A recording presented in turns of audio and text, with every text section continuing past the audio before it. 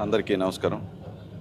ఈరోజు 11 సంవత్సరాల తర్వాత పోరాటం తర్వాత గెలిచి వచ్చిన తర్వాత దేశంలోనే కని విని ఎరగని మెజారిటీతో 100% స్ట్రైక్ రేట్తో గెలిచిన తర్వాత మా అధినాయకుడు పవన్ కళ్యాణ్ గారి నేతృత్వంలో ఈరోజు ఒక పండగ లాంటి ఆవిర్భావ దినోత్సవం చేసుకుంటున్నాం. ఒక ఉత్సవం లాంటి.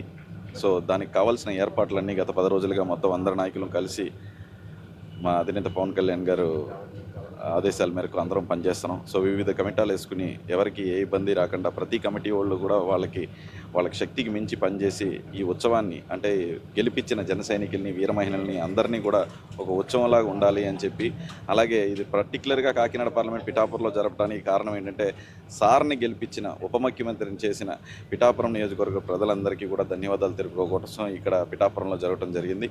సో అందరికీ కూడా వచ్చిన వాళ్ళందరికీ కూడా ఏ ఇబ్బందులు లేకుండా అంటే ఫుడ్ దగ్గర నుంచి, మెడికల్ దగ్గర నుంచి, ట్రాన్స్పోర్ట్ దగ్గర నుంచి, లాజిస్టిక్స్ దగ్గర నుంచి అన్నిటికీ కూడా అన్ని కమిటీలు ఏర్పాటు చేసి వాళ్ళ పనుల్లో ఉన్నారు. అలాగే హైవేస్లో వచ్చేటోళ్ళ దగ్గర నుంచి అన్ని రహదారుల్లో కూడా ఈ ఏర్పాట్లని, మెడికల్ క్యాంప్స్ని, ఫుడ్స్ని చేయటం జరిగింది. ఇలాగే తిరిగి వెళ్ళిపోయేటప్పుడు కూడా ఫుడ్ ఏర్పాట్లు అన్నీ చేయటం జరుగుతుంది.